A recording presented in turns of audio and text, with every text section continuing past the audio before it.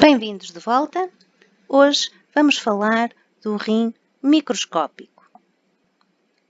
Como se recordam, o rim, no seu interior, apresenta uma região mais externa designada por córtex renal e uma região mais interna designada por medula. Ora, ao nível do córtex renal, encontramos os corpúsculos renais, que são estruturas microscópicas e que estão aqui representadas. São formados pelo glomérulo, aqui representado e formado por capilares sanguíneos, e pela cápsula que vai envolver todo o glomérulo. Este é o local onde se inicia a formação da urina. De que forma? Os glomérulos carregam sangue que provém da arteríola aferente e, a este nível, dá-se a filtração do sangue para a cápsula de Bowman. O sangue que não é filtrado vai percorrer os capilares que se seguem e vai continuar-se pela arteríola eferente, que, por sua vez, vai vascularizar, vai nutrir o restante sistema excretor e permitir também trocas de substâncias e águas ao longo dos tubos excretores, desta forma assegurar a concentração final da urina. Por outro lado, ao nível da medula, encontramos as pirâmides renais marcadas pela presença dos túbulos excretores que terminam ao nível da papila da pirâmide e recolhem a urina formada previamente.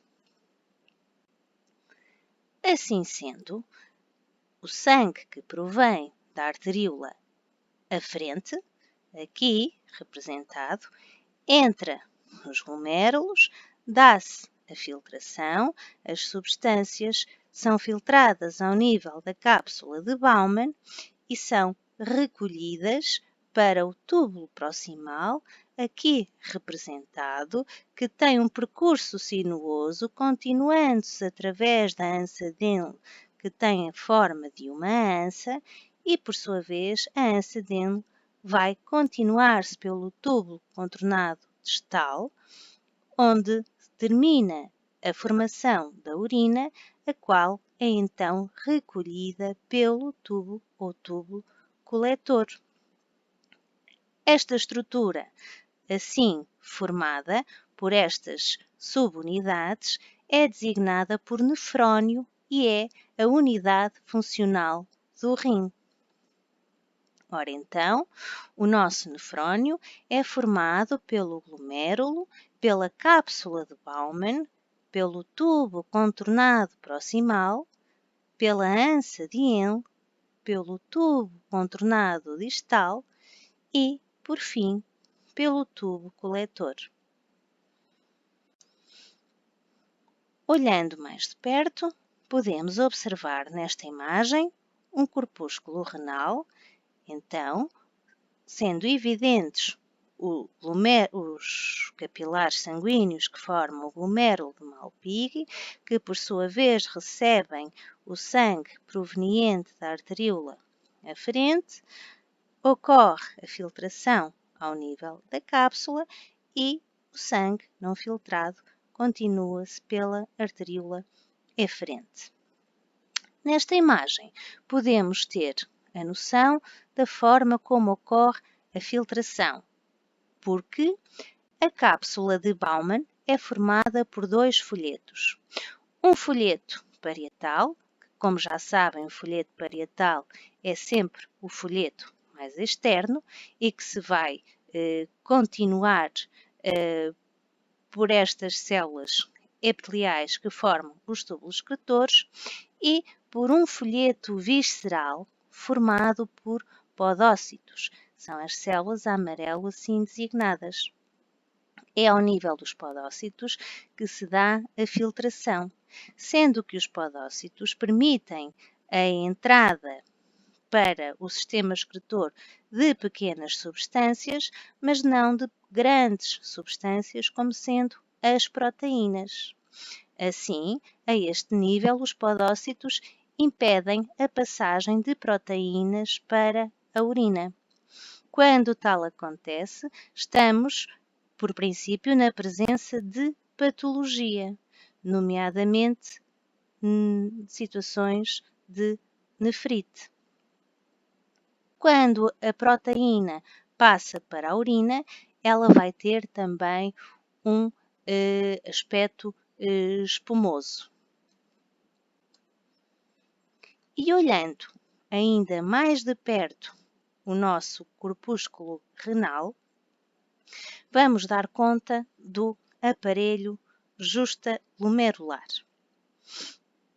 Ora, o nosso aparelho justaglomerular vai consistir aqui na articulação entre as células que aqui estão representadas e que são designadas por células da mácula densa e que pertencem às células do túbulo distal.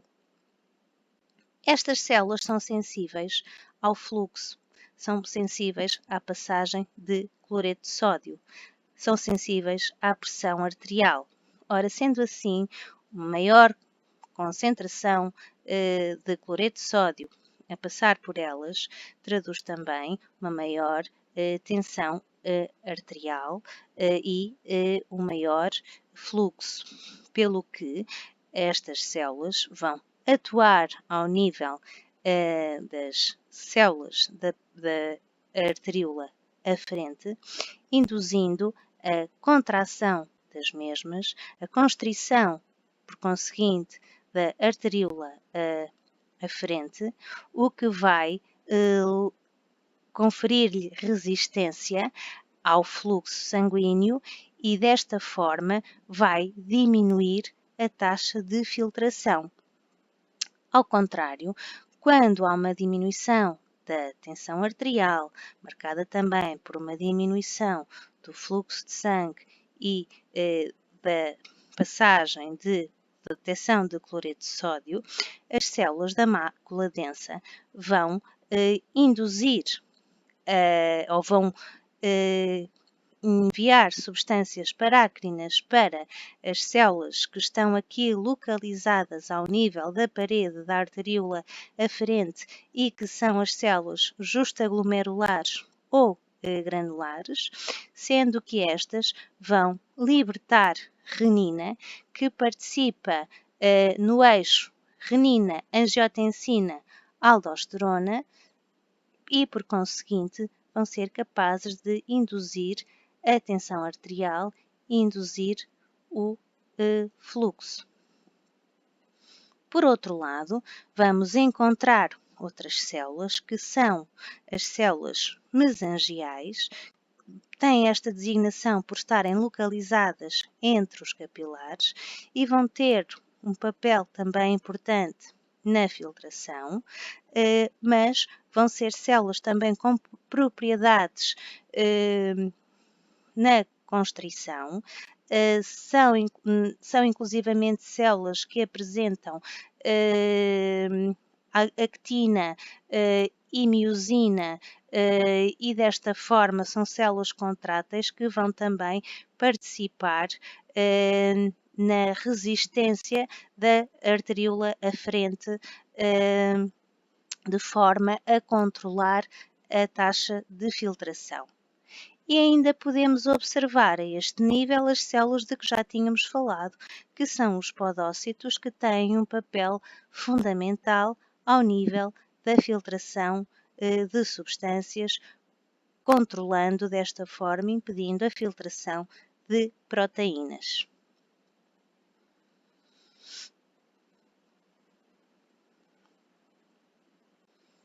Ora, esta imagem permite-nos compreender aquilo de que estávamos a falar, e o que nós encontramos é ao nível do córtex renal, os corpúsculos renais, nos quais encontramos ao centro o corpúsculo renal, envolvido ou na proximidade, por um lado, do túbulo contornado proximal que desce na pirâmide, através da ança dele, voltando a subir e encontrando o túbulo contornado distal, que também, como podemos ver, se localiza na proximidade da arteríola aferente. Por seu lado, o túbulo contornado distal, já com a urina formada, vai desembocar ao nível do túbulo coletor, que, por sua vez, e ao nível também da papila, vai drenar o seu conteúdo para os cálices.